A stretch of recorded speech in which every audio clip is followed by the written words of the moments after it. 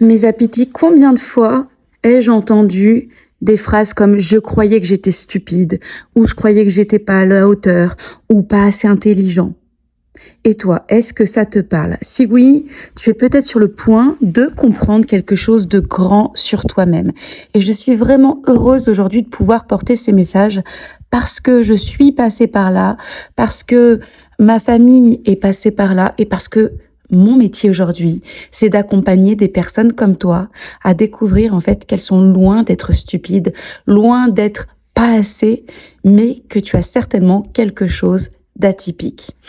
Est-ce que c'est quelque chose qui te parle? Est-ce que toi aussi, parfois, tu te sens nul, bête, que tu as des doutes sur toi-même, sur ta valeur? Eh bien, laisse-moi te dire que tu es tout sauf bête. Il y a beaucoup de chances que tu sois dans la neurodiversité.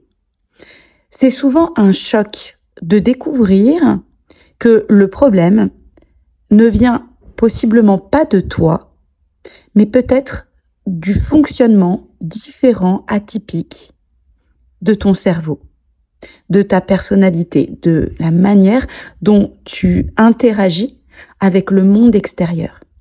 Mais je trouve aussi que c'est très libérateur de se dire, et finalement, si c'était pas moi le problème. Parce que souvent, quand on se trouve nul, pas assez intelligent, c'est comme si on transférait un problème sur nous-mêmes, comme si on était coupable de ça. Quand tu découvres des termes comme neuroatypicité, neurodiversité, hypersensibilité, multipotentialité, TDAH, haut potentiel, et j'en passe, ça peut changer la perspective qu'on a sur soi-même. Alors, il va se passer quelque chose si tu es dans cette phase-là. J'ai une personne qui m'a dit, pas plus tard qu'aujourd'hui, il y a quelques mois, il y a quelqu'un qui m'a parlé du fait que j'étais peut-être multipotentielle, hypersensible, je sais pas trop quoi en penser. Et c'est exactement ce que tu vas traverser au tout départ, quand tu vas commencer à découvrir ces termes, ces notions te concernant. Tu vas être pris de doute et tu vas te poser des questions. Est-ce que je suis pas en train de m'inventer des histoires? Est-ce que je ne suis pas en train de m'inventer des excuses?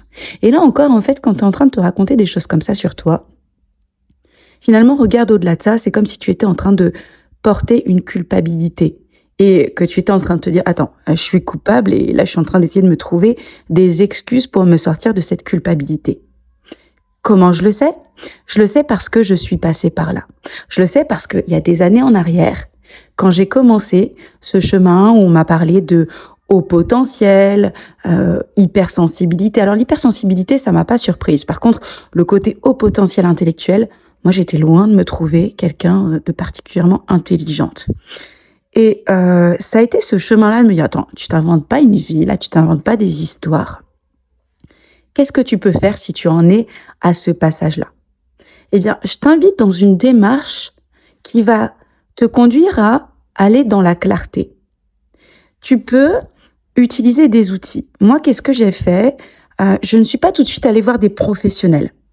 Je suis pas tout de suite allée voir des professionnels parce que si tu suis un petit peu mon parcours, mon histoire, au moment où j'ai découvert ma neuroatypicité, j'étais surtout très prise par le cheminement avec nos enfants. Tu dois le savoir, on a une famille nombreuse, nous sommes parents de 5 enfants avec pas mal de neurodiversité, autisme, TDAH, haut potentiel, hypersensibilité, des 10 à gogo. Donc j'étais très prise à ce moment-là par mes enfants plus que par le fait de prendre du temps pour m'occuper de moi. Par contre, j'ai beaucoup lu, parce que j'ai toujours lu énormément de livres sur les neurosciences, sur la psychologie, sur le cerveau, sur le développement personnel, sur le coaching, parce que c'est mon métier. Et je suis allée dans l'exploration par du journaling. J'ai beaucoup toujours écrit sur mes carnets. J'ai toujours des carnets avec moi.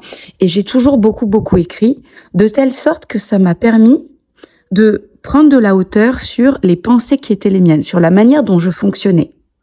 Et ça m'a permis d'observer mes schémas de pensée.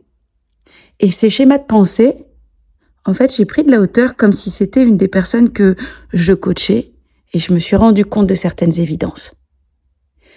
J'ai énormément lu, comme je te l'ai dit précédemment, j'ai beaucoup écouté des podcasts, des conférences, et il s'avère qu'il y a quelques années en arrière, il n'y avait pas non plus autant de choses qu'aujourd'hui, et encore, je trouve que c'est toujours assez pauvre, et progressivement, je suis allée vers les fameux diagnostics. Mais avant les diagnostics, j'avais déjà tellement découvert de choses sur moi. Et c'est entre autres pour ça que j'ai créé la Pitic Academy, parce que je me suis formée aux neurodiversités.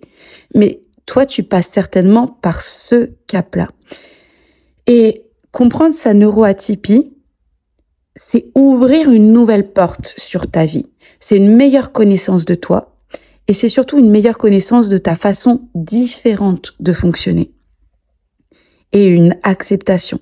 Alors bien sûr, tu vas passer par des caps parce qu'une fois que tu es passé par te questionner si tu es neurodivergent, ensuite te demander si tu t'inventes pas des histoires, ensuite commencer à aller creuser, tester tout cela. Une fois que tu découvres ton parcours, il y a aussi tout ce temps de digestion qui peut être assez conséquent. Ça varie d'une personne à l'autre, mais il y a quand même toujours un certain temps de digestion. Parce que, ok, maintenant que je sais que j'ai telles et telles caractéristiques neuroatypiques, qu'est-ce que j'en fais? Et c'est pour ça que j'ai créé la Pitic Academy et pas seulement une académie ou un programme de mastermind et de coaching puissant. Parce que la Pitic Academy, c'est non seulement le programme de coaching hyper puissant et le mastermind, mais tu as aussi tout cet aspect, cette aile complète, ce pan complet de la Pitic Academy, qui est un lieu où tu vas approfondir cette découverte et transformer tes particularités en force, en te laissant le temps d'ingestion, de digestion et de valorisation de tes particularités. Et tout ce chemin-là, moi, je le connais parce que je suis passée par là, je continue à le traverser aussi de différentes manières. Et si tu veux mieux comprendre ce qui se passe en toi, eh bien, envisage, si tu le souhaites, ce voyage avec moi qui pourrait bien tout changer dans la manière dont tu appréhendes ta différence. Ce que je veux que tu retiennes de cet épisode Happy Coaching, c'est que tu n'es pas nul, tu n'es pas bête, tu n'es pas trop, tu n'es pas assez, tu es différent. Et je sais vraiment, et j'insiste là-dessus, combien le fait de se dire « je suis différent et c'est parfait comme ça », ça demande un temps de navigation mentale, émotionnelle, voire même physique, pour passer au-delà du « je me trouve pas des excuses pour cacher le fait que je suis bête ». Parce qu'en fait, je vais te dire quelque chose que j'ai découvert aussi. C'est que les gens très intelligents sont ceux qui vont le plus se questionner sur leur bêtise ou leur pas assez intelligence. Ça ne se dit pas, mais tu as compris. Les gens qui sont pas les plus intelligents vont pas se questionner tant que ça, en fait, sur leur intelligence. Si tu regardes autour de toi, la majorité des personnes ne se prennent pas autant la tête pour savoir s'ils sont bons, s'ils sont bêtes, s'ils sont intelligents. En fait, ils font les choses et ils se posent pas de questions. Et moi, ça m'a toujours surprise le nombre de personnes qui ne se prennent pas la tête, comme j'ai pu me l'apprendre, sur se questionner sur ce qu'ils sont, sur leur fonctionnement, sur leur intelligence, sur leur interaction au monde. En fait, c'est une de nos caractéristiques, les neuroatypiques, de nous prendre la tête sur ces questions-là. Donc, si tu fais partie du club des « je me prends la tête pour savoir si je suis assez intelligent, si je suis nul, si je suis bête, etc. », te pose pas trop de questions. Bienvenue au club des neuroatypiques. Sur ces quelques réflexions, je veux vraiment que tu comprennes que tu n'es pas bête, tu es juste atypique, c'est extraordinaire et c'est ce déclic qui peut tout changer. Et je te dis à très vite dans Happy Coaching ou dans mes différents espaces. Sache que la prochaine cohorte de la Pitic Academy démarre le 10 février, que je suis en train de faire les enregistrements des candidats et que si tu souhaites potentiellement bénéficier d'une prise en charge, que ce soit par ton CPF, par ton employeur ou si tu as ton entreprise par ton OPCO, eh bien, prends contact avec moi, surtout dès aujourd'hui, parce qu'il faut juste le temps de mettre en place tout ça. Et je te dis à très vite.